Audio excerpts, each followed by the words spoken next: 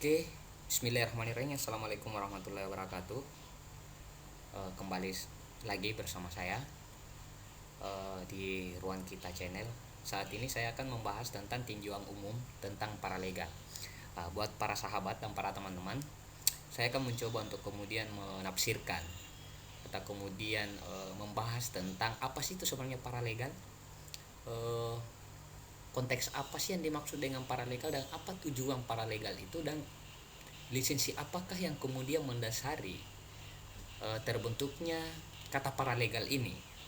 Oke ya, saya lanjut bahwa pengertian paralegal sering dikenal sebagai pendamping yang menjalankan aktivitas hukum sebagaimana dilakukan oleh seorang pengacara, yaitu memberikan bantuan hukum baik melalui jalur pengadilan maupun di luar jalur pengadilan.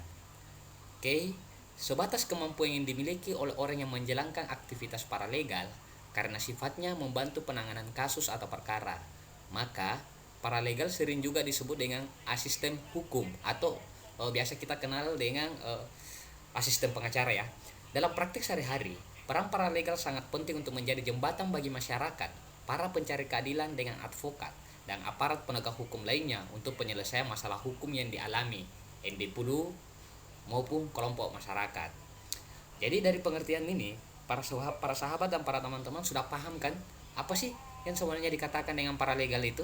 Sebentar kita akan membahas tentang sejarah paralegal di negara Republik Indonesia, lisensi hukum, dasar hukum, dan sebagainya tentang paralegal ini, tentang keparalegalan ini, sehingga hadir di tengah-tengah masyarakat sebagai seseorang yang akan memberikan bantuan hukum kepada masyarakat luas di negara Republik Indonesia.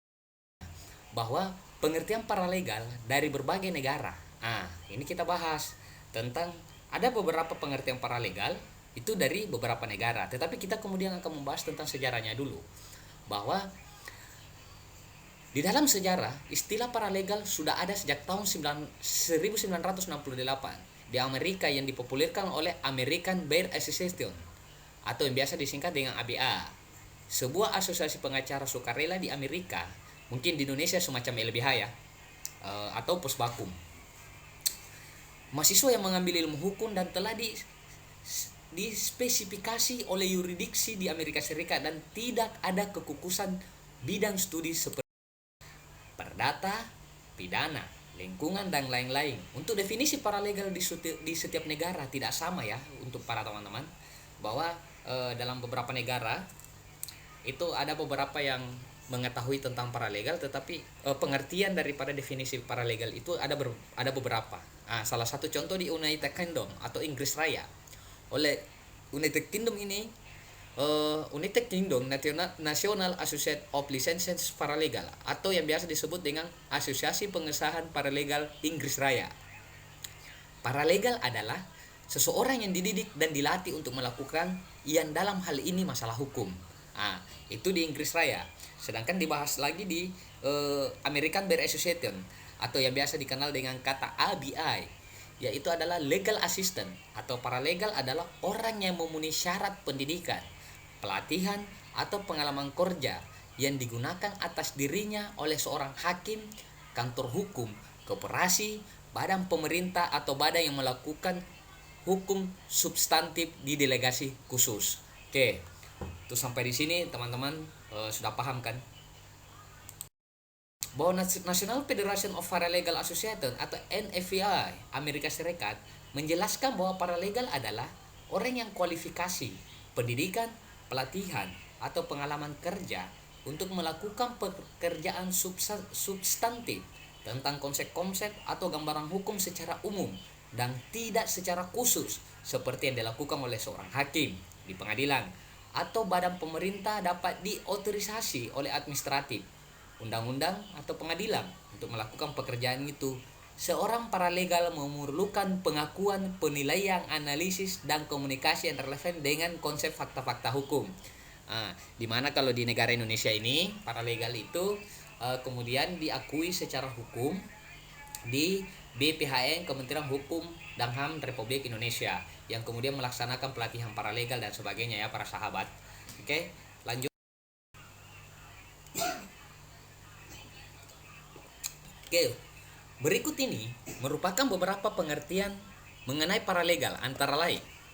Oke, menurut Black Law Dictionary dalam bukunya Mulyana WK menyatakan bahwa paralegal adalah a person with legal skill but who is not an attorney, atau ein who works under the supervision of the lawyer no in is otherwise authorized by law to ask to legal skill.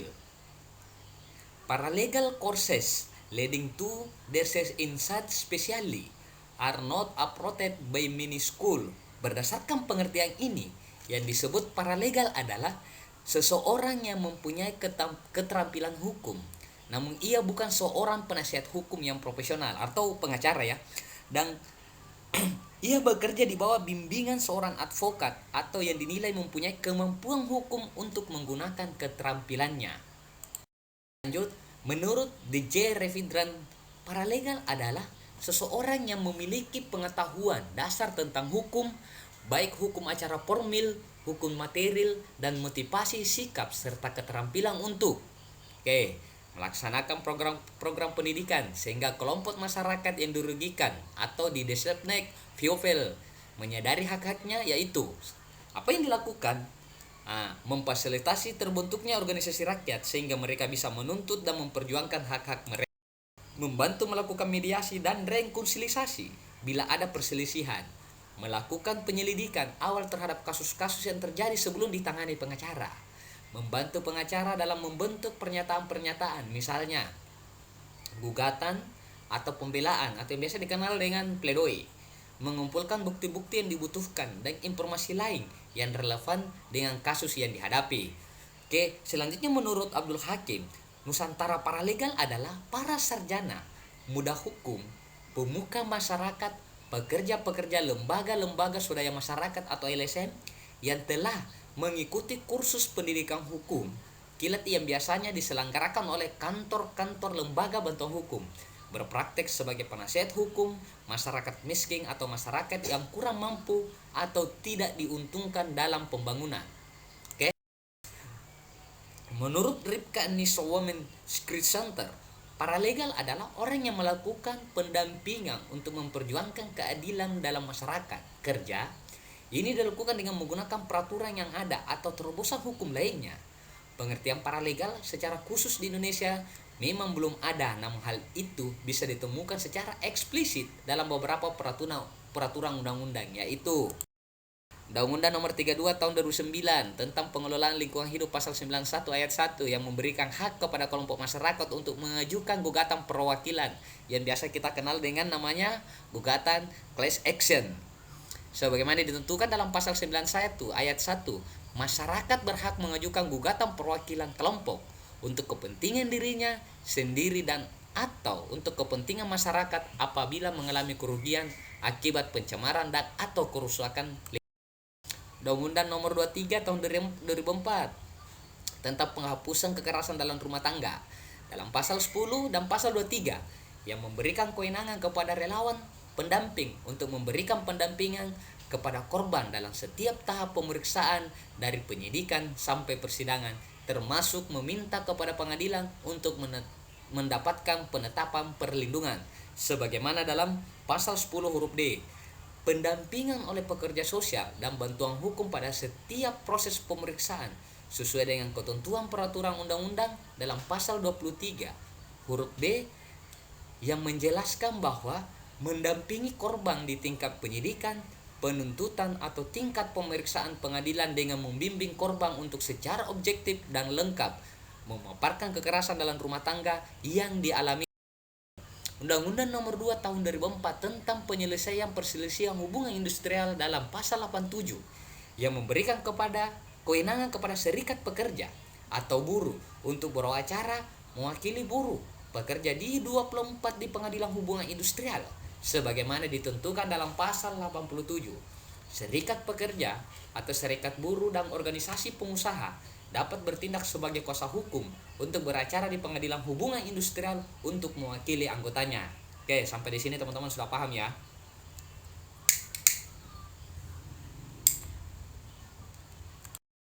Selanjutnya, Undang-Undang Nomor 16 Tahun 2011. Ini yang kita pakai saat ini. Yang lebih umum ya.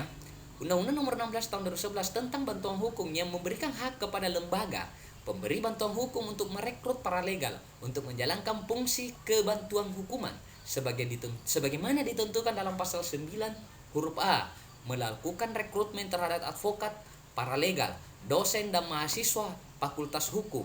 Undang-Undang Nomor 11 Tahun 2012 tentang sistem peradilan pidana anak pasal 68 yaitu memberikan kewenangan kepada tenaga kesejahteraan sosial untuk mendampingi anak yang berhadapan dengan sistem peradilan pidana baik sebagai korban, saksi maupun tersangka atau terdakwa sebagaimana ditentukan dalam pasal 68 ayat 1 huruf A.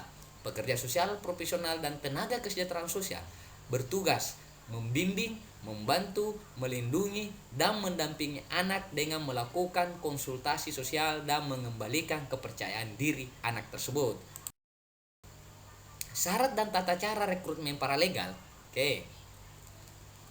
Teman-teman, kita kemudian masuk kepada syaratnya ya, adalah paralegal adalah seseorang yang merupakan perwakilan komunitas atau organisasi yang diberikan pengetahuan.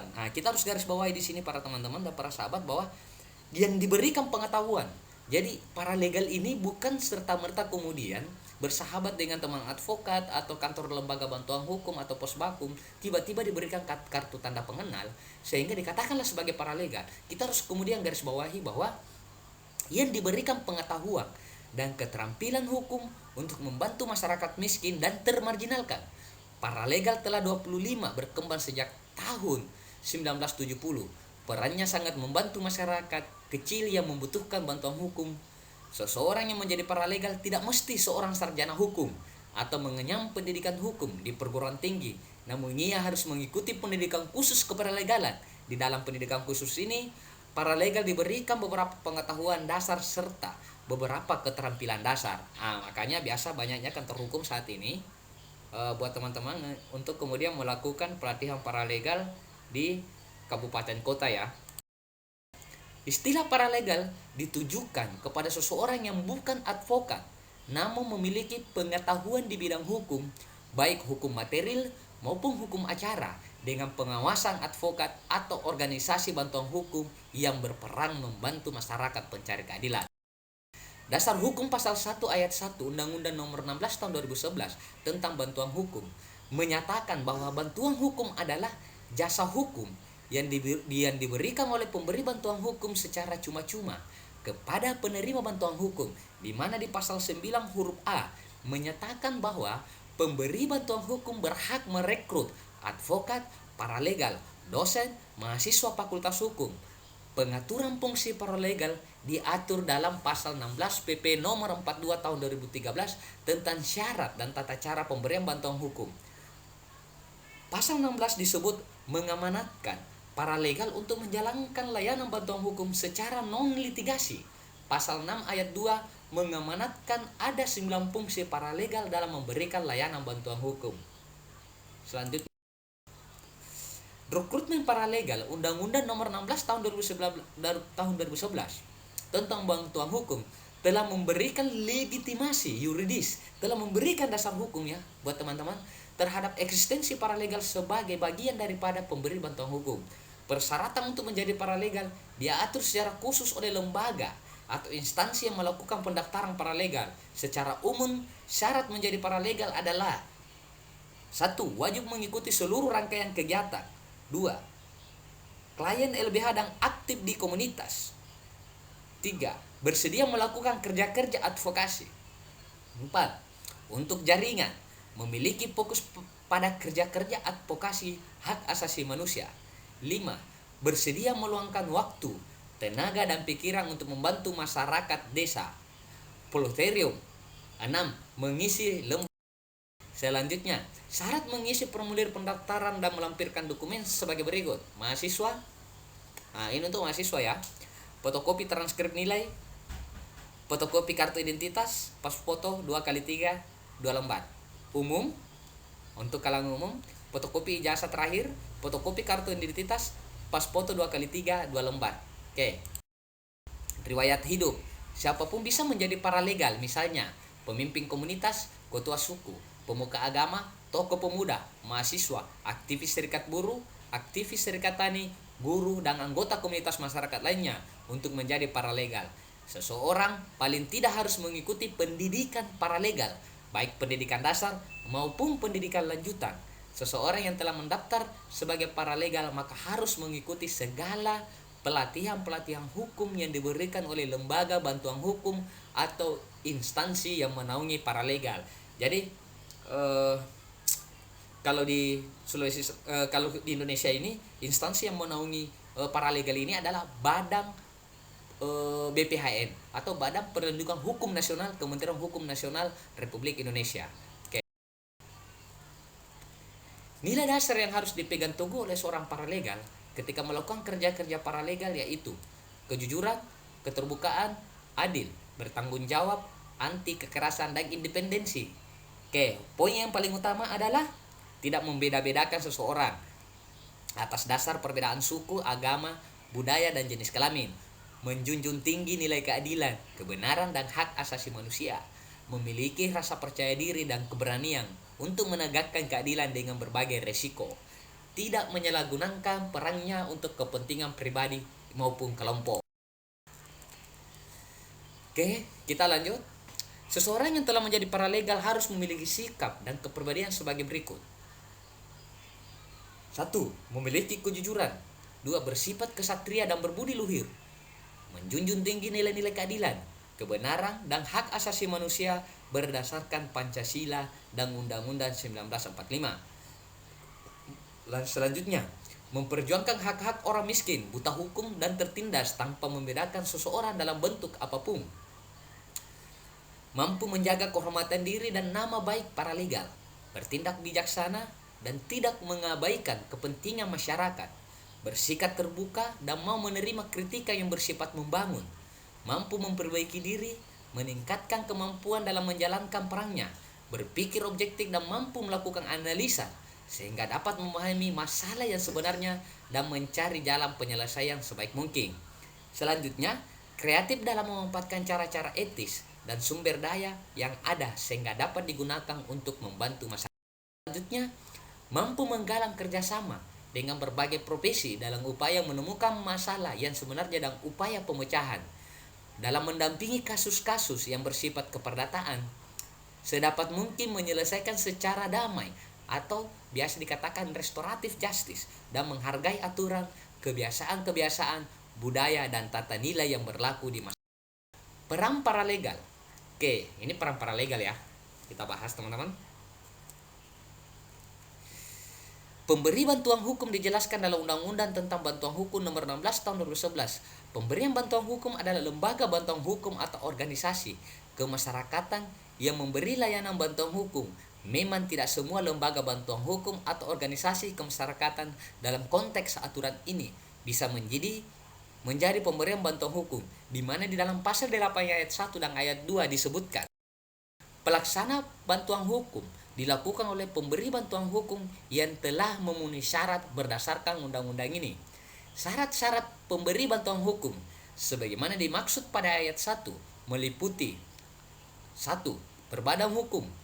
2. Terakreditasi berdasarkan undang-undang ini. 3. Memiliki kantor atau sekretariat yang tetap. 4. Memiliki pengurus. Dan 5. Memiliki program bantuan hukum. Jadi dari sini teman-teman kita bisa mengambil suatu kesimpulan atau garis merahnya bahwa pemberi bantuan hukum sesuai dengan Undang-Undang Nomor 11 Tahun 2016 tentang bantuan hukum itu adalah organisasi bantuan hukum yang sudah terakreditasi, yang sudah diakui oleh Badan Perlindungan Hukum Nasional, Kementerian Hukum Nasional, yang kemudian program akreditasi tersebut itu dilakukan selama 3 tahun masa akreditasi. Kalau di Indonesia itu sekitar ada lebih 540 lebih organisasi bantuan hukum yang kemudian mendapatkan akreditasi dari Kementerian Hukum dan HAM.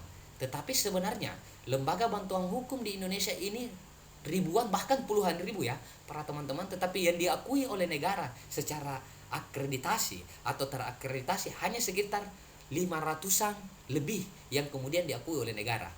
Hal di atas sangatlah berbeda pengertiannya dengan definisi bantuan hukum.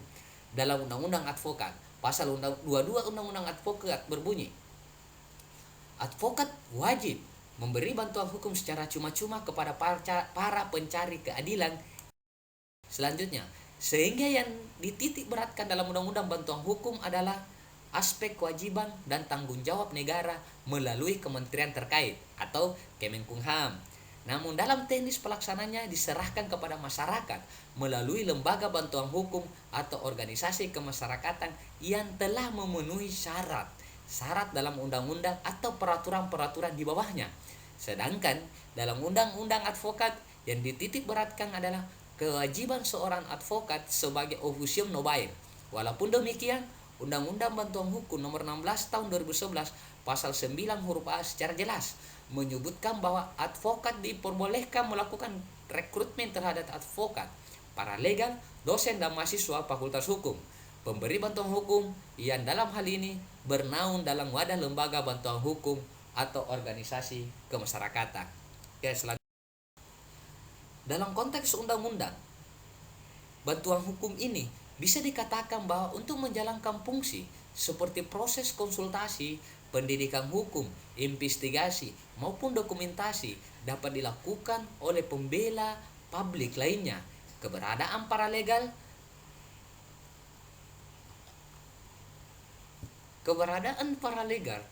di masyarakat sesungguhnya merupakan respon atas situasi dan kondisi masyarakat, terutama kelompok miskin dan marginal yang berada pada posisi yang lemah untuk memperoleh akses keadilan, dan kelemahan sistem hukum dalam menjalankan fungsi utamanya sebagai pelayan masyarakat pencari keadilan. Selanjutnya, penyuluhan hukum berdasarkan Peraturan Pemerintah Republik Indonesia Nomor 42 Tahun 2013 tentang syarat dan tata cara pemberian bantuan hukum dan penyaluran dana bantuan hukum pasal 16 disebutkan bahwa pemberi bantuan hukum secara non-litigasi dapat dilakukan oleh paralegal. Oleh karena itu, paralegal juga berperan dalam melakukan penyuluhan hukum bagi masyarakat guna menciptakan masyarakat sadar dan paham hukum. Pengertian penyuluhan hukum berdasarkan Peraturan Menteri Hukum ini tentang pola penyuluhan hukum adalah salah satu kegiatan penyebarluasan informasi dan pemahaman terhadap norma hukum dan peraturan perundang-undangan yang berlaku guna mewujudkan dan mengembangkan kesadaran hukum masyarakat sehingga tercipta budaya hukum dan bentuk tertib dan taat atau patuh terhadap norma hukum dan peraturan perundang-undangan yang berlaku demi tegaknya supremasi hukum di negara Republik Indonesia. Tujuan utama dari kegiatan penyuluhan hukum ini pada intinya adalah agar masyarakat tahu hukum, paham hukum, sadar hukum untuk kemudian patuh pada hukum tanpa paksaan, tetapi menjadikan sebagai suatu kebutuhan. Pemahaman seseorang tentang hukum beraneka ragam dan sangat tergantung pada apa yang diketahui dari pengalaman yang dialaminya tentang hukum. Selanjutnya, untuk mencapai peningkatan budaya hukum dan membentuk kesadaran hukum masyarakat, kegiatan penyuluhan hukum harus menetapkan arah kebijakan. 1. Melakukan edukasi dan pembudayaan hukum secara umum ditujukan kepada seluruh masyarakat bahwa banyaknya pelanggaran hukum yang terjadi dikarenakan lemahnya diseminasi dan penyuluhan hukum yang merupakan bagian dari tanggung jawab penyelenggara negara dan aparat penegak hukum. 2. Meningkatkan penggunaan media komunikasi yang lebih modern dalam pelaksanaan penyuluhan hukum yang dapat menunjang percepatan penyebaran pengetahuan, pemahaman, dan penghayatan hukum. Meningkatkan koordinasi dalam melaksanakan sosialisasi hukum dengan memanfaatkan partisipasi masyarakat aktif, media elektronik maupun non-elektronik, dan juga dengan memanfaatkan teknologi informasi. 4. Meningkatkan dan memperkaya metode pengembangan dan penyuluhan hukum untuk meningkatkan kesadaran hukum masyarakat dan hak asasi manusia secara terus-menerus. 5. Memanfaatkan segala bentuk kampanye hukum baik langsung maupun tidak langsung dengan menciptakan slogan-slogan hukum yang melekat di hati masyarakat sehingga masyarakat tergerak dengan sendirinya untuk meningkatkan budaya hukum. Selanjutnya, meningkatkan profesionalisme dan kemampuan tenaga penyuluhan hukum, baik dari substansi hukum, sosiologi, serta pengenalan perilaku masyarakat setempat, sehingga komunikasi dalam menyampaikan materi hukum yang dituju dapat lebih tepat, dipahami, diterima dengan baik oleh para masyarakat luas. 7.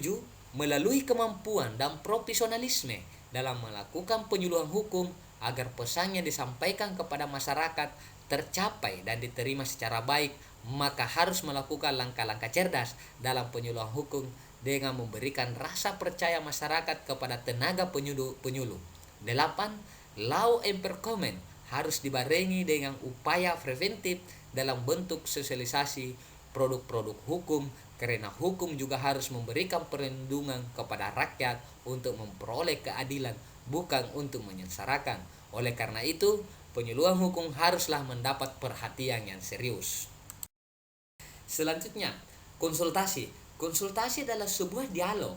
Di dalamnya ada aktivitas berbagai dan bertukar informasi dalam rangka memastikan pihak yang berkonsultasi agar mengetahui lebih dalam tentang suatu tema. Oleh karenanya, konsultasi adalah sesuatu yang edukatif dan inklusif. Konsultasi adalah sebuah proses. Konsultasi adalah sebuah proses yang interaktif dan berjalan. Konsultasi adalah sebuah dialog antara manusia. Konsultasi dapat melibatkan individu dalam suatu komunitas, kelompok sosial, dan stakeholder yang merefleksikan komposisi dari populasi dan organisasi dari suatu area. Mediasi secara umum, mediasi dapat dibagi dalam dua jenis, yaitu mediasi dalam sistem peradilan dan mediasi di luar pengadilan. Mediasi yang berada dalam pengadilan diatur oleh peraturan Mahkamah Agung atau Perma nomor 1 tahun 2008 yang mewajibkan ditempuhnya proses mediasi sebelum pemeriksaan pokok perkara perdata dengan mediator terdiri dari hakim-hakim pengadilan negeri tersebut. Sedangkan mediasi di luar pengadilan ditangani oleh mediator swasta, perorangan maupun sebuah lembaga independen alternatif penyelesaian sengketa. Selanjutnya, pemberdayaan masyarakat. Sifat-sifat yang menjiwai pemberdayaan hukum masyarakat antara lain adalah peningkatan kapasitas atau capacity building dari masyarakat.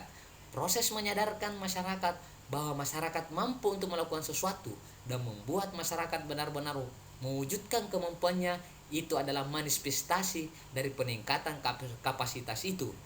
Sejalan dengan peningkatan kapasitas tersebut, berarti adanya penciptaan kompetensi baru yang dimiliki oleh masyarakat. Kompetensi ini akan mampu bertahan dan terus tumbuh apabila ada regulasi, refleksi. Tak lain adalah mekanisme monitoring dan selanjutnya monep secara berkala. Monep yang dilakukan tidak sekedar menekankan pada apa yang menyimpan dari rencana yang diterapkan dan kemudian menyiapkan langkah mitigasi sesegera mungkin, tetapi justru melakukan apresiasi terhadap capaian yang sudah ada. Apresiasi ini adalah kunci keberlanjutan. Dengan apresiasi, kita tidak akan terfokus pada kekurangan yang ada, tetapi justru pada pencapaian yang berhasil didapatkan, pada kekuatan yang dimiliki. Kesemuanya ini akan menambah energi dan gairah untuk melanjutkan perjuangan yang digagas. Dengan kata lain, semua ini akan membuat masyarakat menjadi tertantang untuk melakukan sesuatu yang baru. Pengejawantahan atau delivery. Ide pemberdayaan hukum masyarakat menjadi aktivitas-aktivitas derivatif. Hendaknya dilakukan dengan cara yang tidak inovatif, tapi juga adaptif dan benar-benar dapat diterapkan aplikatif untuk menciptakan kehidupan yang lebih baik. Oke.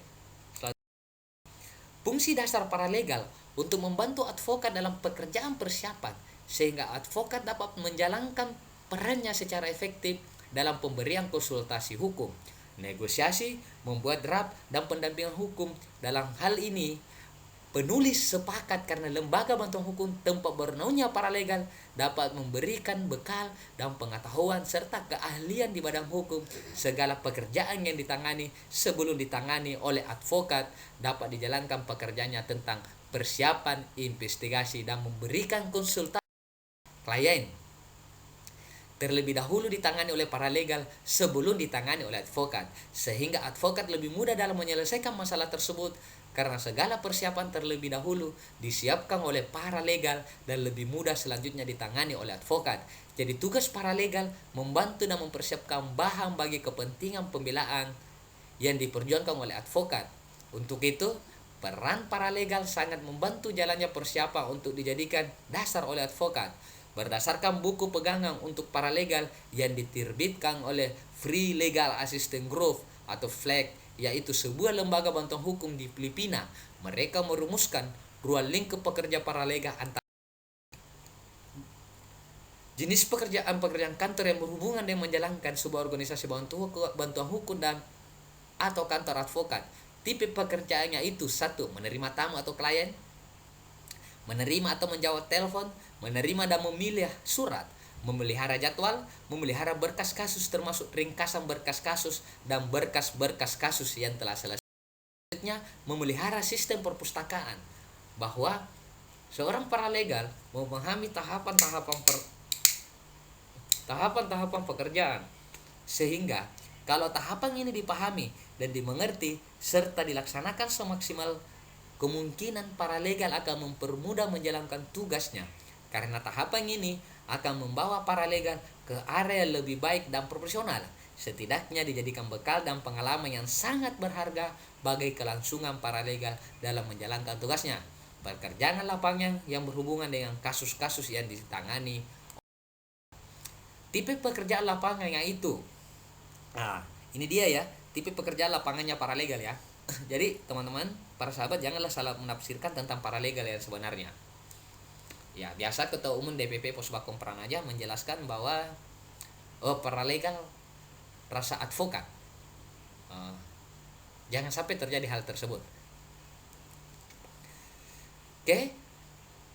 Tipe pekerjaannya di lapangan itu wawancara awal dengan klien atau saksi, melakukan pencarian fakta atau TVF, melakukan wawancara dan mendapatkan informasi dari saksi, memperoleh kopi dari dokumen dan data, mempersiapkan ringkasan fakta kasus, melakukan penelitian hukum dan kasus, membantu advokat dalam persiapan ke pengadilan, melakukan peninjauan ulang informasi faktual yang membandingkan informasi ini dengan seluruh data yang didapatkan sehingga diperoleh kesesuaian data, memperoleh ringkasan berkas, penelitian, pendapat hukum dan dari kasus yang lain yang mungkin berguna bagi penyelesaian kasus yang sedang berjalan. Membantu persiapan di pengadilan, mempersiapkan dan mengajukan permintaan untuk menjamin kehadiran saksi dan dokumen tertulis yang ada di pengadilan, mengingatkan klien dan saksi tentang posisi kasus, membuat catatan selama sidang, memberikan laporan tertulis, membuat draft, surat sumpah dan pernyataan, nota pembelaan, dan surat-surat lain, serta dokumen lainnya. Tugasnya teman-teman paralegal. Ruang lingkup pekerjaan paralegal di Filipina seperti yang dikemukakan oleh FLEG. Terdapat persamaan dengan ruang lingkup pekerjaan paralegal pada lembaga-lembaga bantuan hukum di Indonesia. Peranan mereka antara lain konsultasi, pendampingan, mediasi dan pelimpahan kasus, di mana uraian secara lengkapnya dapat dilihat dalam materi ini sebelum terjun ke lapangan. Mereka juga wajib untuk dibekali pengetahuan hukum melalui program pendidikan dan pelatihan hukum yang diadakan oleh lembaga tempat paralegal itu bernaung. Kedudukan paralegal dalam memberikan bantuan hukum. Istilah bantuan hukum sering diartikan secara berbeda-beda. Membuat suatu rumusan yang tepat mengenai apa yang sebenarnya dimaksud dengan bantuan hukum adalah tindakan mudah. Tindakan mudah ini disebabkan oleh beberapa faktor. Pertama, konsep bantuan hukum itu sendiri dipergunakan sebagai terjemahan dari dua istilah asli yang berbeda, yaitu legal aid and legal assistance. Istilah legal aid dipergunakan untuk menunjukkan pengertian bantuan hukum dalam arti sempit yang berupa pemberian jasa-jasa di bidang hukum kepada seseorang yang terlibat dalam suatu perkara secara cuma-cuma bagi mereka yang tidak mampu. Dengan demikian, yang menjadi motivasi utama dalam konsep legal aid adalah menegakkan hukum dengan jalan membela kepentingan dan hak asasi rakyat kecil dan tidak mampu dan buta hukum. Sedangkan pengertian legal assistance mengandung pengertian yang lebih luas dari legal aid. Istilah legal assist dipergunakan untuk menunjuk pengertian bantuan hukum yang diberikan baik kepada mereka yang tidak mampu, yang diberikan secara cuma-cuma, maupun pemberian bantuan hukum oleh para penasihat hukum yang mempergunakan honorarium. Di samping kedua istilah tersebut di atas yang diterjemahkan dengan bantuan hukum, dikenal juga dengan istilah legal service, yang dalam bahasa Indonesianya lebih tepat bila diterjemahkan dengan istilah pelayanan. Kedua perkembangan paradigma mengenai hukum itu, hubungan hukum dengan hal-hal lain di luar hukum, kini dikenal juga istilah advokasi. Konsep advokasi mencangkup pengertian lebih luas lagi dari ketiga di atas. Dalam konsep advokasi tercangkup kegiatan-kegiatan yang menyangkut aktivitas mempengaruhi penguasa tentang masalah-masalah yang menyangkut tentang rakyat, terutama mereka yang telah dipinggirkan dan dikucilkan dari proses politik. Jadi dalam konsep advokasi tercangkup juga aktivitas-aktivitas yang bertujuan politis. Hukum dipandang sebagai fenomena sosial yang tidak terlepas dari fenomena sosial lainnya seperti politik dan ekonomi. Selanjutnya, istilah advokat identik dengan advocato atau attorney atau Rechtsanwalt, barrister, procureur, advokat, abogado, dan lainnya. Dalam praktek hukum Indonesia, advokat juga dikenal sebagai pengacara, konsultan hukum. Istilah tersebut mempunyai perbedaan pengertian yang cukup bermakna. Walaupun dalam bahasa Inggris, semua istilah secara umum disebut dengan lawyer atau ahli hukum. Perbedaan pengertian di sini adalah antara peran yang diberikan oleh lawyer yang memakai istilah advokat, pengacara, dan penasihat hukum yang dalam bahasa Inggrisnya disebut trial lawyer. Atau secara spesifik di Amerika dikenal dengan istilah attorney at law, serta di Inggris dikenal istilah barrister, dan peran yang diberikan oleh lawyer menggunakan istilah konsultan hukum yang di Amerika dikenal dengan istilah counselor at law, atau di Inggris dikenal dengan istilah solicitor. Selanjutnya, kata advokat itu sendiri berasal dari bahasa Latin, yaitu advocare, yang berarti to defend, to kill, to one side, to vote on warrant. Sedangkan dalam bahasa Inggris, advokat berarti to speak in favor of or defended by argument, to sue for, indicate, on recommended public. Dalam kamus hukum advokat and procedure bahasa aslinya Belanda yang artinya penasihat hukum dan pembela perkara atau pengacara. Secara umum, istilah advokat dapat kita lihat sebagai berikut. A. Encyclopedia Amerika disebutkan advocate and version waffles for a client and core and advocate to attorney what as the client again by furnishing the advocate with information as to the fact of the case. The distinction between the two is now observed in the United States, where the same person generally from both function. Black Law Dictionary, 15th edition, to speak in favor of or defend by argument, on way assist defense of real pledge for another, nowhere readers legal affairs and aid and pledge the cause of another a court or a tribunal and counselor. Oke ya, teman-teman, mohon maaf bahasa Inggrisnya tidak terlalu bagus. Selanjutnya, dalam deklarasi dari World Conference on the Independence of Justice, CECU Universal Declaration on the Independence of Justice, yang diadakan di Montreal, Kanada pada tanggal 5-10 Juni 1983 merumuskan sebagai berikut. Lawyer means and person qualified and authorized to practice before the court and to advise and represent his client in legal matter. International Bar Association (EBA) sebagai organisasi internasional terbesar di dunia lawyers, masyarakat umum, law societies, dan asosiasi lawyer nasional yang didirikan di New York State tahun 1947.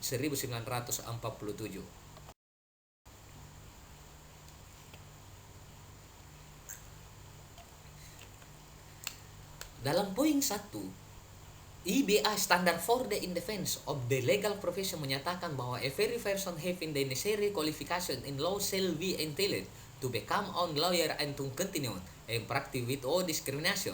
Menurut pasal 1 angka 1 Undang-Undang Nomor 18 tahun 2003 tentang advokat, advokat adalah orang yang berprofesi memberi jasa hukum baik di dalam maupun di luar pengadilan yang memenuhi persyaratan berdasarkan ketentuan undang-undang ini. Jadi teman-teman, materi ini saya bahas untuk membedakan yang namanya paralegal dan advokat ya. Jadi ada dua item pembahasan, ini adalah paralegal dan yang mana tugas dan fungsinya paralegal dan peran lapangannya, dan yang mana tugas dan fungsinya sebagai seorang advokat. Sebentar kita akan bahas tentang persamaan dan perbedaannya. Sedangkan kewajiban tersebut tercantum dengan jelas pada pasal 22 Undang-Undang Nomor 18 Tahun 2003 tentang advokat. Tidak banyak yang tahu bahwa tentang bantuan hukum menurut Undang-Undang Nomor 16 Tahun 2011 adalah bagian dari profesi advokat. Profesi advokat dikenal sebagai profesi yang mulia atau officio nobile karena mewajibkan kepada semua orang tanpa membedakan latar belakang, ras, warna, kulit, agama, budaya, sosioekonomi, kaya miskin, keyakinan, politik, gender, dan ideologi. Ketidakberdayaan profesi advokat dalam menjalankan fungsi bantuan hukum secara pro bono, maka muncullah fenomena paralegal sebagai reaksi atas lemahnya posisi hukum di dunia profesi hukum untuk memahami, menangkap, serta memenuhi asumsi sosial yang diperlukan guna mewujudkan hak-hak masyarakat miskin yang secara jelas telah diakui oleh. Selanjutnya, hak atas bantuan hukum telah diterima secara universal yang dijamin dalam Kovenant Internasional tentang hak sipil dan politik, International Covenant of Civil and Political Rights, pasal 16 dan pasal 26. ICCPR menjamin semua orang berhak memperoleh perlindungan hukum serta harus dihindari dari segala bentuk diskriminasi. Sedangkan pasal 14 ayat 3 ICCPR memberikan syarat terkait bantuan hukum, yaitu kepentingan keadilan. 2. Tidak mampu.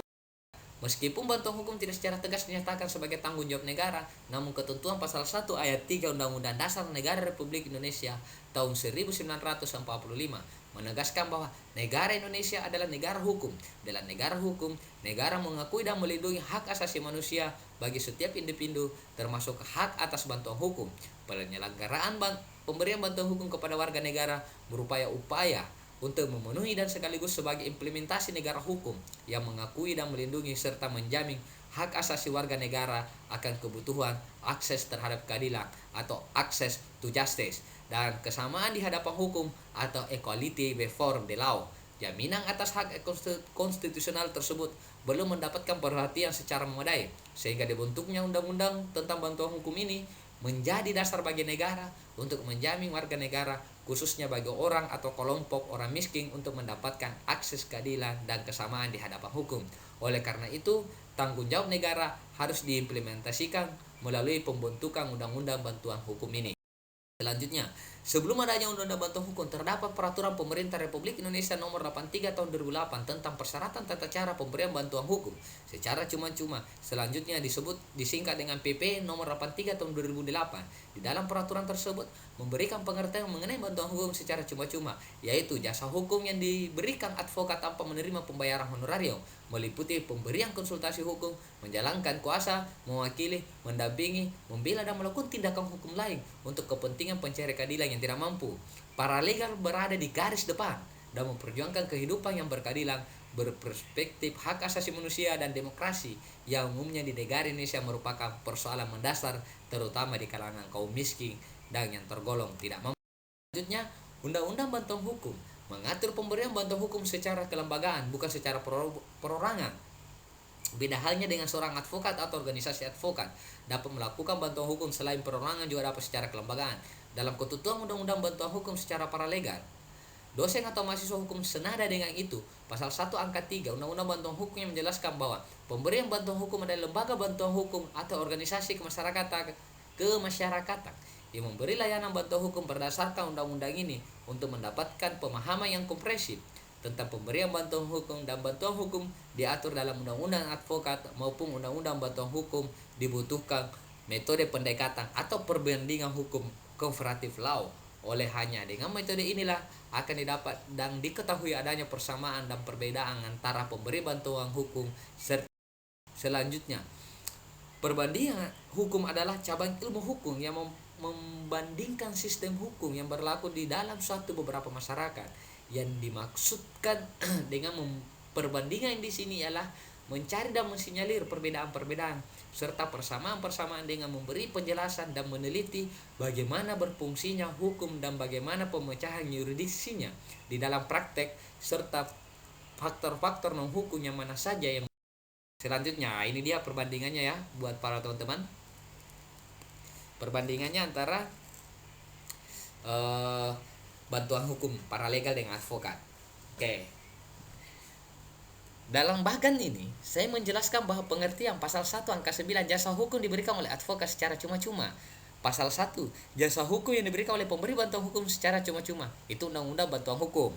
Selanjutnya, ruang lingkup. Pasal 1 angka 1, jasa hukum baik di dalam maupun di luar pengadilan. Nah, itu dalam undang-undang advokat. Pasal 4-nya, ayat 2, perdata pidana tunggal litigasi dan non-litigasi undang-undang bantuan hukum. Rekrutmen pengangkatan. Nah, ini dia caranya pengangkatan. Pengangkatan pasal 2 ayat 1. Yang dapat diangkat sebagai advokat adalah sarjana yang berlatar belakang pendidikan tinggi hukum dan setelah mengikuti pendidikan khusus profesi advokat yang dilaksanakan oleh organisasi advokat. Pasal 9.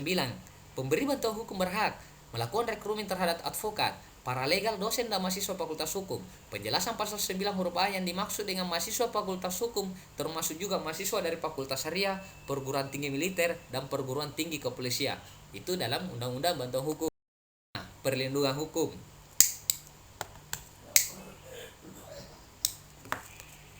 Pasal 16, advokat tidak dapat dituntut baik secara perdata maupun pidana dalam menjalankan tugas profesinya dengan itikat baik untuk kepentingan pembelayan klien dalam sidang pengadilan. Pasal 11. Di undang-undang bantuan hukum ya. Pemberi bantuan hukum tidak dapat dituntut secara perdata maupun pidana dalam memberikan bantuan hukum yang menjadi tanggung jawabnya dilakukan dengan itikat baik di dalam maupun di luar sidang pengadilan sesuai standar bantuan hukum berdasarkan peraturan perundang-undangan dan kode etik advokat. Selanjutnya, menjaga rahasia. Pasal 19 di Undang-Undang Advokat. Advokat wajib merahasiakan segala sesuatu yang diketahui atau diperoleh dari kliennya karena hubungan profesinya kecuali ditentukan lain oleh undang-undang. Di Undang-Undang Bantuan Hukum pasal 10, pemberi bantuan hukum berkewajiban untuk menjaga kerahasiaan data, informasi dan atau keterangan yang diperoleh oleh penerima bantuan hukum berkaitan dengan perkara yang sedang ditangani kecuali ditentukan oleh lain-lain oleh undang-undang. Pelaksana bantuan hukum pasal 22 sebagai kewajiban advokat, perorangan atau organisasi. Pasal 1 angka 3 LBH atau organisasi kemasyarakatan. Syarat pemberi bantuan hukum pasal 2, 3 dan 4 sarjana hukum, pendidikan khusus, dilantik dan disumpah di pengadilan tinggi. Pasal 8 berbadan hukum, terakreditasi, memiliki kantor, pengurus dan program bantuan hukum. Jadi teman-teman harus lebih paham bahwa Undang-Undang Bantuan Hukum ini menegaskan kepada kita bahwa harus lembaga yang berbadan hukum dan terakreditasi. Ya. Jadi kita harus garis bawahi terakreditasi. Hak dan kewajiban pasal 14 sampai 20. Bebas mandiri dan memiliki hak imunitas berpedoman kode etik atau Undang-Undang Advokat. Pasal 9 sampai 11, pelayanan bantuan hukum, anggaran bantuan hukum memberikan bantuan hukum, hak imunitas berpedoman kode etik Undang-Undang Bantuan Hukum. Peraturan organisasi, pasal 26 kode etik advokat. Sedangkan di Undang-Undang Bantuan Hukum implisit pasal 11 kode etik advokat. Jadi hampir bersamaan. Honorarium, pasal 21 mendapatkan imbalan honorarium. Sedangkan di Undang-Undang Bantuan Hukum pasal 16 dan 20 peradil tidak mendapatkan honorarium, bayaran atau anggaran negara. Ketentuan pidana, pasal 31 tidak mempunyai kekuatan mengikat fight putusan MK perkara nomor 066 PU 2 2004 Undang-Undang Advokat. Sedangkan di Undang-Undang Bantuan Hukum pasal 21, dalam hal pemberian bantuan hukum meminta bayaran dari penerima bantuan hukum, penjara 1 tahun dengan denda rupiah 50 juta. Itu bayangkan teman-teman. Perbedaan yang sangat utama adalah status advokat sebagai penegak hukum yang kedudukannya sama dengan penegak hukum lainnya seperti polisi, jaksa, dan hakim. Sementara pemberi bantuan hukum tidak berstatus sebagai penegak bantuan hukum. Pengertian bantuan hukum. Bantuan hukum berasal dari kata bantuan yang berarti pertolongan dengan tanpa mengharapkan imbalan, dan kata hukum yang mengandung pengertian keseluruhan kaidah atau norma mengenai suatu segi kehidupan masyarakat dengan maksud untuk menciptakan kedamaian. Menurut Undang-Undang Nomor 18 Tahun 2003 tentang advokat dalam pasal 1 angka 9 memberikan pengertian bantuan hukum adalah jasa hukum yang diberikan oleh advokat secara cuma-cuma kepada klien mampu. Tidak jauh berbeda dengan pengertian disebutkan dalam Undang-Undang Nomor 16 Tahun 2011 tentang bantuan hukum, adalah jasa hukum yang diberikan oleh pemberi bantuan hukum secara cuma-cuma kepada penerima bantuan hukum, sebagaimana dalam bukunya Pras Hendra Winarta menyatakan bahwa bantuan hukum merupakan jasa hukum yang khusus diberikan kepada fakir miskin yang memerlukan pembelaan secara cuma-cuma baik di luar maupun di dalam pengadilan. secara pidana, perdata, dan tata usaha negara dari seseorang yang mengerti seluk-beluk pembelaan hukum, asas-asas dan kaidah hukum, serta hak asasi manusia. Dalam undang-undang tersebut dikatakan bahwa bantuan hukum adalah jasa hukum yang diberikan oleh pemberi bantuan hukum secara cuma-cuma kepada penerima bantuan hukum. Atnambuyo Nasution,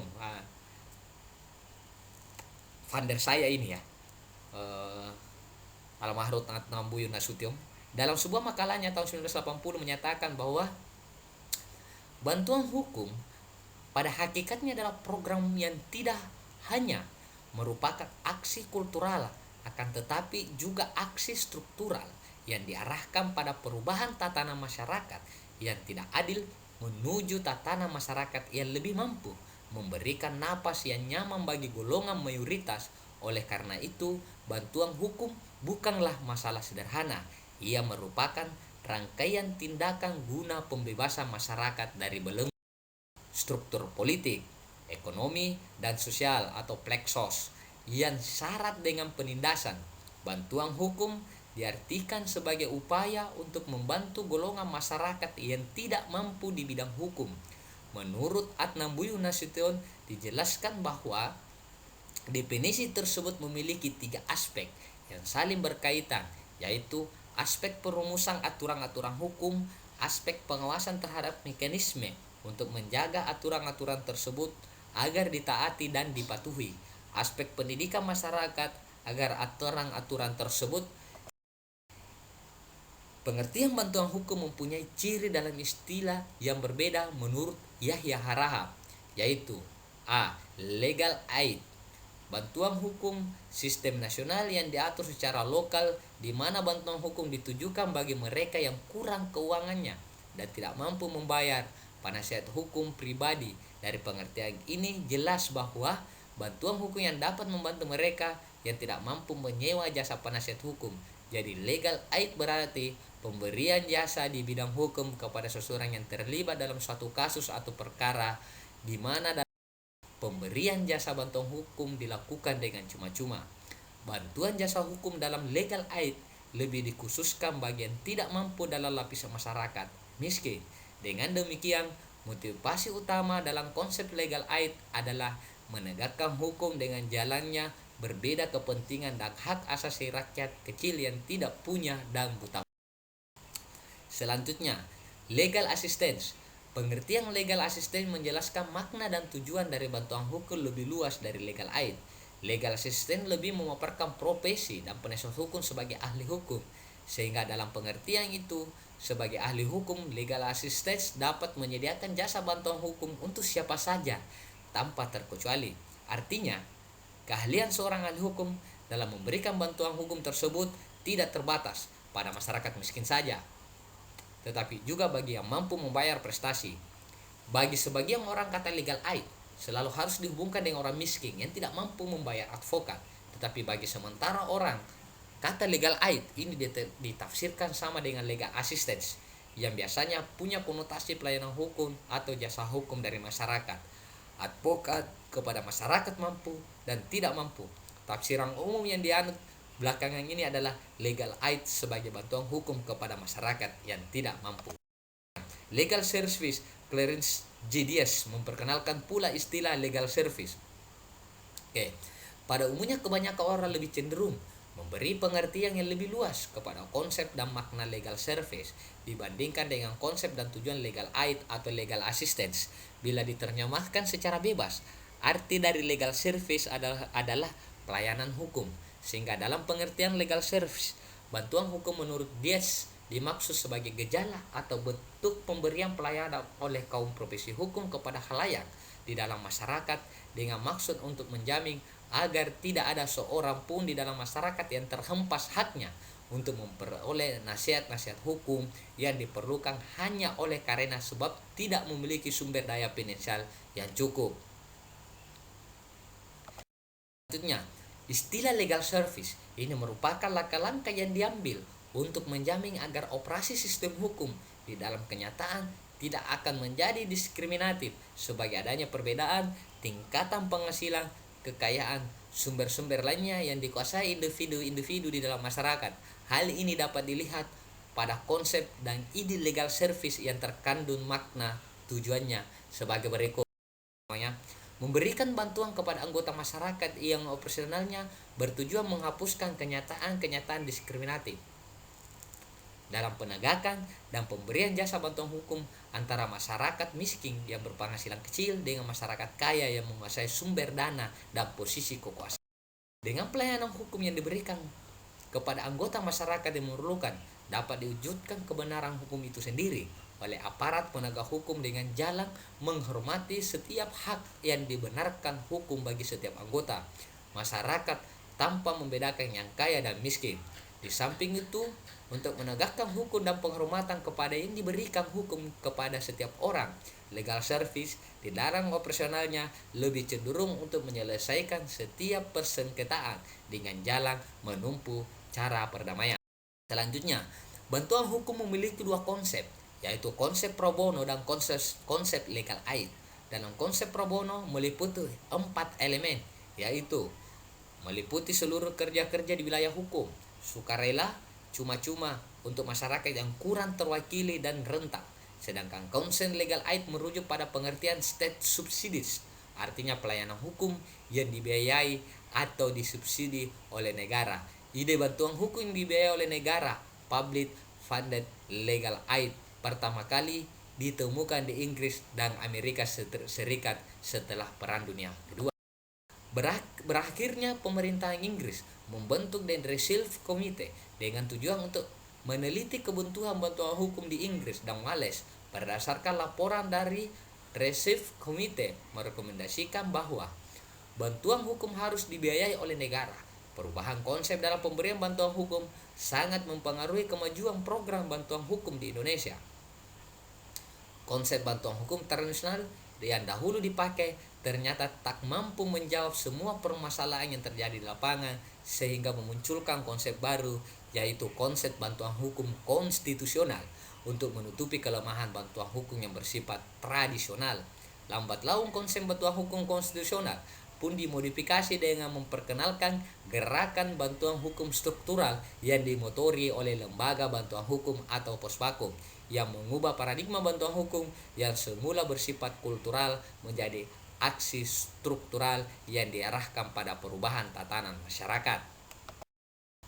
Penerima bantuan hukum dalam Undang-Undang Nomor 18 Tahun 2011 tentang bantuan hukum disebutkan bahwa penerima bantuan hukum adalah orang-orang atau kelompok orang miskin.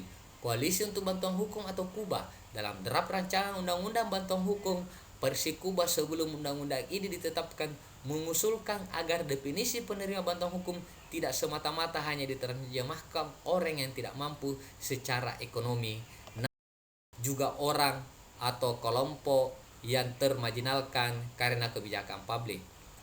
Oke, saya lanjut. Orang atau kelompok yang hak-hak sipil dan politiknya terabaikan, komunitas, masyarakat adat, perempuan dan penyandang cacat, hingga mereka para korban pelanggaran hak-hak dasar seperti pengurusan dan lain-lain. Mokhtar Kusumadja dalam bukunya Pemberian Bantuan Hukum bagi Orang-orang yang Tidak Mampu dimaksudkan sebagai suatu cara untuk memperbaiki ketidakseimbangan sosial. Seseorang yang mengajukan permohonan untuk mendapatkan bantuan hukum harus menunjukkan bukti-bukti tentang kemiskinannya, misalnya dengan memperlihatkan suatu pernyataan dari lurah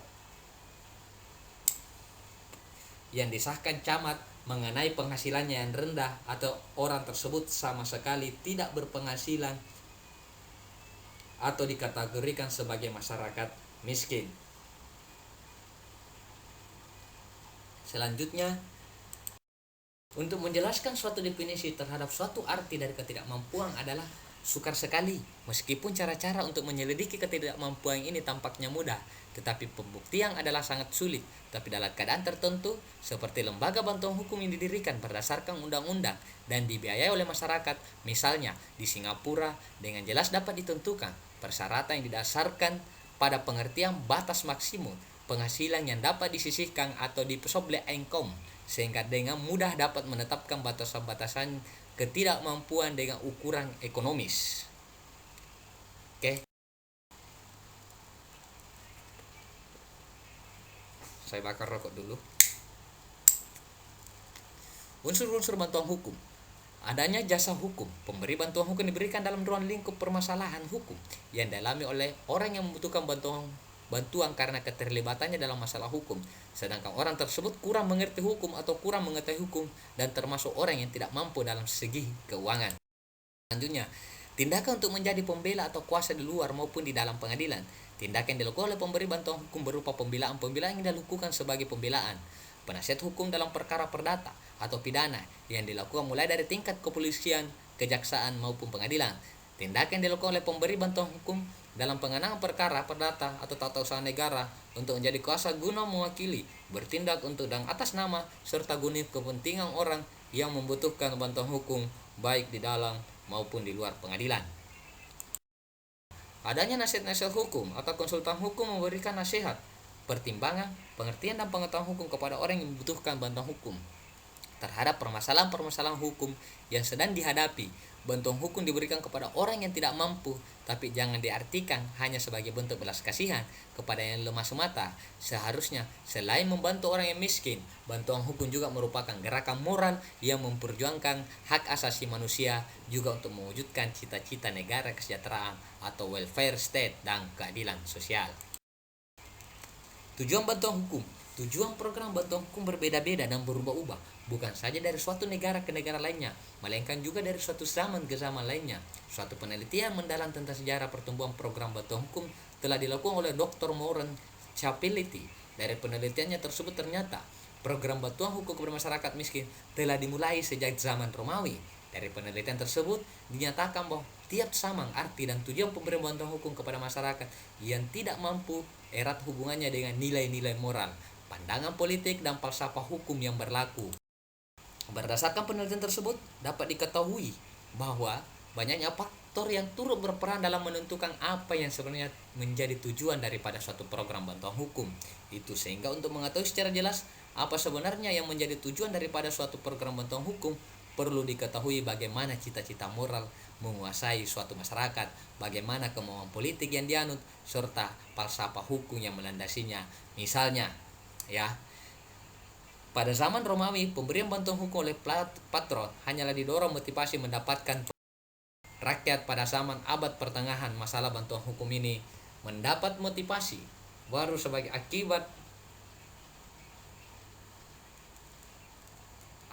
pengaruh agama Kristen, yaitu keinginan untuk berlomba-lomba memberikan derma atau kairti dalam bentuk membantu masyarakat miskin. Tujuan bantuan hukum di negara-negara berkembang pada dasarnya mengadopsi tujuan bantuan hukum di negara-negara barat, yaitu untuk menjalankan fungsi dan integritas peradilan yang baik. Bantuan hukum merupakan tuntutan kemanusiaan untuk membangun satu kesatuan sistem hukum nasional untuk melaksanakan secara efektif peraturan kesejahteraan sosial untuk kepentingan warga tidak mampu atau miskin, untuk menumbuhkan rasa tanggung jawab yang lebih besar dari pejabat-pejabat pemerintah atau birokrasi kepada masyarakat, untuk memperkuat profesi. Selanjutnya, berdasarkan pada anggaran dan lembaga bantuan hukum mempunyai 3 tujuan yang dihendaki dicapai oleh lembaga bantuan hukum yang semuanya merupakan satu kesatuan yang bulat, yaitu 1. Memberikan bantuan pelayanan hukum kepada masyarakat yang membutuhkan, untuk mendidik masyarakat dalam artian seluas-luasnya dengan tujuan menumbuhkan dan membina kesadaran akan hak-hak sebagai subjek hukum, untuk turut serta mengadakan pembaharuan hukum dan perbaikan pelaksanaan hukum di segala. Syarat dan tata cara pemberian bantuan hukum menurut PP nomor 42 tahun 2013. Adapun tahapan yang harus dilakukan dalam memperoleh bantuan hukum sebagaimana yang tertuang dalam pasal 3, yaitu pemohon bantuan harus memenuhi syarat mengajukan permohonan secara tertulis yang berisikan paling sedikit identitas pemohon bantuan hukum dan uraian singkat mengenai pokok persoalan yang dimohonkan bantuan hukum, menyerahkan dokumen berkenaan dengan perkara, melampirkan surat keterangan miskin dari lurah atau kepala desa atau pejabat yang setingkat di tempat tinggal pemohon bantuan. Syarat mengenai pemberian bantuan hukum yang harus memenuhi syarat sebagaimana ditentukan pada pasal 4, yaitu pemberi bantuan hukum dilaksanakan oleh pemberi bantuan hukum yang berbadan hukum terakreditasi, memiliki kantor atau sekretariat yang tetap, memiliki pengurus, dan memiliki program bantuan hukum. Mekanisme bantuan hukum harus memenuhi syarat. Pemohon bantuan hukum mengajukan permohonan bantuan hukum secara tertulis kepada pemberi bantuan hukum. Permohonan sebagaimana dimaksud pada ayat 2. Ayat 1 paling sedikit memuat identitas pemohon bantuan hukum. Uraian singkat mengenai pokok persoalan hukum. Permohonan bantuan hukum sebagaimana dimaksud pada ayat 1 harus melampirkan surat keterangan miskin dari lurah, kepala desa atau pejabat setingkat, dokumen yang berkenan dengan perkara untuk menerima atau menolak melakukan pemberian bantuan hukum. Maka pemberian bantuan hukum harus melakukan tahapan-tahapan sebagaimana ditentukan dalam pasal 11. Dalam hal pemberian bantuan hukum menyatakan kesediaan sebagaimana dimaksud pada ayat 2. Pemberian bantuan hukum memberikan bantuan hukum berdasarkan surat kuasa khusus dari penerima bantuan hukum. Dalam hal permohonan bantuan hukum ditolak, pemberi bantuan hukum wajib memberikan alasan penolakan secara tertulis dalam waktu paling lama 3 hari kerja terhitung sejak permohonan dinyatakan. Adapun batasannya, waktu berlakunya pemberian bantuan hukum sebagaimana ditentukan pasal 12, yaitu pemberian bantuan hukum oleh pemberi bantuan hukum kepada penerima bantuan hukum diberikan hingga masalah hukumnya selesai dan atau perkaranya telah mempunyai kekuatan hukum tetap selama penerima bantuan hukum tersebut tidak mencabut suatu khusus. Pemberi bantuan hukum dalam hal beracara harus dilakukan oleh advokat sebagaimana ditentukan dalam pasal 13. Pemberi bantuan hukum secara litigasi dilakukan oleh advokat yang berstatus sebagai pengurus pemberi bantuan hukum dan atau advokat yang direkrut oleh pemberi bantuan hukum. Dalam hal jumlah advokat yang terhimpun dalam wadah pemberi bantuan hukum tidak memadai dengan banyaknya jumlah penerima bantuan hukum, pemberi bantuan hukum dapat merekrut paralegal, dosen dan mahasiswa fakultas hukum dalam melaksanakan pemberian bantuan hukum. Paralegal dan mahasiswa fakultas hukum harus melampirkan bukti tertulis pendampingan dari advokat. Mahasiswa fakultas hukum harus telah lulus mata kuliah hukum acara dan pelatihan. Selanjutnya, pemberian bantuan hukum secara non-litigasi dapat dilakukan oleh beberapa pihak sebagaimana ditentukan dalam pasal 16, yaitu pemberian bantuan hukum secara non-litigasi dapat dilakukan oleh advokat, paralegal, dosen dan mahasiswa fakultas hukum dalam lingkup pemberian bantuan hukum yang telah lulus verifikasi dan akreditasi. Nah, kita garis bawahi lagi ya lulus verifikasi dan akreditasi ya para sahabat. Pemberi bantuan hukum secara non litigasi meliputi kegiatan penyuluhan hukum, konsultasi hukum, investigasi perkara baik secara elektronik maupun non elektronik, penelitian hukum, negosiasi, pemberdayaan masyarakat, pendampingan di luar pengadilan dan atau drafting dokumen hukum. Tinjauan tentang teori aktivitas hukum. Peraturan undang-undang baik tingkatannya lebih rendah maupun lebih tinggi bertujuan agar masyarakat mampu aparatur penegak hukum dapat melaksanakan secara konsisten dan tanpa membedakan antara masyarakat yang satu dengan masyarakat lainnya. Semua orang dipandang sama di hadapan hukum atau yang biasa kita kenal dengan kata equality before of the law. Menurut Sarjono Sukanto yang dikutip oleh Amalia Aminah Pratiwi Tahir, efektif dalam taraf sejauh mana suatu kelompok dapat mencapai tujuannya. Hukum dapat dikatakan efektif jika terdapat dampak hukum yang positif. Pada saat itu, hukum mencapai sasaran dalam membimbing ataupun merubah perilaku manusia menjadi perilaku hukum. Pengertian teori efektivitas hukum menurut Hans Kelsen yang dikutip oleh Salim HS dan Erlis Septian Nurbani. Apakah orang-orang pada kenyataan berbuat menurut suatu cara untuk menghindari sanksi yang diancam oleh norma hukum atau bukan?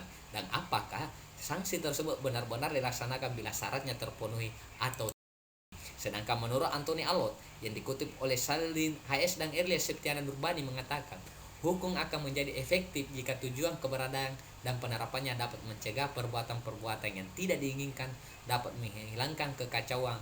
Hukum yang efektif secara umum dapat membuat apa yang dirancang dapat diwujudkan. Jika suatu kegagalan, maka kemungkinan terjadi pembutuhan secara gampang. Jika terjadi keharusan untuk melaksanakan atau menerapkan hukum dalam suasana baru yang berbeda, hukum akan sanggup menyelesaikan. Ada 3 fokus kajian teori aktivitas hukum yaitu meliputi keberhasilan dalam pelaksanaan hukum, kegagalan dalam pelaksanaannya, faktor-faktor yang mempengaruhi. Menurut Ahmad Ali yang dikutip oleh Salim Mulyadi, efektivitas hukum merupakan proses yang bertujuan agar hukum berlaku efektif. Keadaan tersebut dapat ditinjau atau dasar beberapa tolak ukur efektivitas, di antaranya hukumnya, penegakan hukum, fasilitas, kesadaran hukum masyarakat. Ketika kita ingin mengetahui sejauh mana aktivitas dari hukum, maka pertama-tama harus dapat mengukur sejauh mana aturan hukum itu ditaati atau tidak ditaati. Dalam tinjauan tentang efektivitas hukum, di sini penulis akan mengumumkan beberapa pendapat atau gagasan tentang efektivitas hukum menurut ahli dunia maupun di Indonesia. Pendapat-pendapat tersebut Bronislaw Maliszewski. Menurut Bronislaw Maliszewski yang dikutip oleh Salim HS dan Erli Septiana Nurbani, menyajikan teori efektivitas pengendali sosial atau hukum. Ia menyajikan teori efektivitas hukum dengan menganalisa 3 masalah berikut, yaitu meliputi dalam masyarakat modern, tata tertib kemasyarakatan dijaga antara lain oleh suatu sistem pengendalian sosial yang bersifat memaksa, yaitu hukum. Untuk melaksanakan hukum didukung oleh suatu sistem alat-alat kekuasaan, kepolisian, pengadilan, dan sebagainya yang diorganisasi oleh suatu negara. Dalam masyarakat primitif, alat-alat kekuasaan serupa itu kadang tidak ada, dan dengan demikian apakah masyarakat primitif tidak ada hukum? Lawrence M. Predicament. Menurut L.M. Predicament dikutip oleh Salim Hayes dan Erli Septiana Nurbani, ada 3 unsur yang harus diperhatikan dalam penegakan hukum. Ketiga unsur itu meliputi struktur, substansi, dan budaya. Fuller dan yang dikutip Triana Sufyani, setiap peraturan, undang-undang, peraturan pemerintah dan lain-lain harus memenuhi 8 principles of legality. Antara lain harus ada norma dan kaidah yang terlebih dahulu dianut dalam masyarakat. Peraturan yang dibuat harus disosialisasikan secara layak, tidak hanya dalam fiksi hukum bahwa semua orang dianggap mengetahui undang-undang sesaat setelah diundangkan. Rumusan aturan dibuat dengan jelas untuk menghindari penafsiran hukum. Peraturan tidak boleh berlaku surut sesuai dengan asas legalitas yang berlaku universal. Hukum mengatur hal konkret dan realistis sehingga mudah dilaksanakan. Hukum tidak boleh ada pertentangan satu dengan lainnya. Hukum harus konsisten, tidak sering dirubah atau bersifat ad hoc, dan ada kecocokan antara peraturan dengan pelaksanaan keseharian. Oke ya, kita bahwa Clarence Diaz pandangan lain tentang efektivitas hukum dikemukakan oleh Clarence Diaz. Menurut Clarence Diaz, dikutip oleh Halim Hayes dan Erli Septiana Nurbani, ada 5 syarat bagi efektif tidaknya suatu sistem hukum. Kelima syarat tersebut adalah mudah atau tidaknya makna atau isi aturan-aturan hukum yang ditangkap, luas tidaknya kalangan di dalam masyarakat yang mengetahui isi aturan yang bersangkutan, efisien dan efektifnya tidak mobilisasi aturan-aturan hukum yang dicapai dengan bantuan aparat administrasi menyadari kewajiban untuk melibatkan dirinya ke dalam usaha mobilisasi yang demikian. Para warga masyarakat yang merasa terlibat dalam merasa harus berpartisipasi dalam proses mobilisasi hukum. Adanya mekanisme penyelesaian sengketa yang tidak hanya harus mudah dihubungi dan dimasuki oleh setiap warga masyarakat, akan tetapi juga harus cukup efektif menyelesaikan sengketa, dan adanya anggapan dan pengakuan yang merata di kalangan warga masyarakat bahwa aturan-aturan dan peranata-peranata hukum itu memang sesungguhnya berdaya efektif. Sarjono Sukanto. Menurut Sarjono Sukanto, ukuran efektivitas pada elemen pertama adalah 1. Peraturan yang ada mengenai bidang-bidang kehidupan tertentu sudah cukup sistematis. Peraturan yang ada mengenai bidang-bidang kehidupan tertentu sudah cukup sinkron secara hierarki dan horizontal. Tidak ada pertentangan secara kualitatif dan kuantitatif. Peraturan-peraturan yang mengatur di bidang-bidang kehidupan tertentu sudah mencukupi. Penerbitan peraturan tertentu sudah sesuai dengan persyaratan yuridis ada. Selanjutnya, menurut Sarjono Sukanto yang dikutip oleh Salim Hayes dan Erli Septiana Nurbani, penegakan hukum merupakan kegiatan menyelesaikan hubungan nilai-nilai yang terjabarkan di dalam kaidah-kaidah yang mantap dan mengejawantah dan sikap tindakan sebagai rangkaian penjabaran nilai tahap akhir untuk menciptakan, memelihara, dan mempertahankan kedamaian dalam masyarakat. 5 faktor yang harus memperhatikan menurut Sarjono Sukanto yaitu faktor hukum atau undang-undang, faktor penegakan hukum, faktor sarana dan fasilitasi, faktor masyarakat, dan faktor kebudayaan. Oke, teman-teman, para subscribe atau para pengikut Ruang Kita channel, tadi saya sudah membahas atau membawakan materi yang kemudian saya rangkum dalam isi pengetahuan saya, yang saya tahu bahwa masih jauh dari kata sempurna dan masih jauh dari kata bagus, tetapi apa yang saya berikan, apa yang saya sampaikan tentang paralegal, tentang advokat, tentang bantuan hukum, tentang efektivitas hukum, itu adalah sesuai dengan apa yang saya ketahui dan apa yang saya pahami, sehingga kesempurnaan daripada materi ini menjadi tanggung jawab kita bersama dan teman-teman para kawan-kawan. Alangkah kiranya lebih bagus untuk kemudian lebih menjemantahkan atau lebih mengetahui apa yang telah saya sampaikan tadi, bisa teman-teman kemudian eh, melakukan searching di Google ataupun di internet guna untuk kemudian memperluas wawasan daripada teman-teman. Oke teman-teman, sekian dan terima kasih. Salam dari saya, salam dari ruang kita, salam keadilan, salam Operation Mobile, salam advokai. Assalamualaikum warahmatullahi wabarakatuh.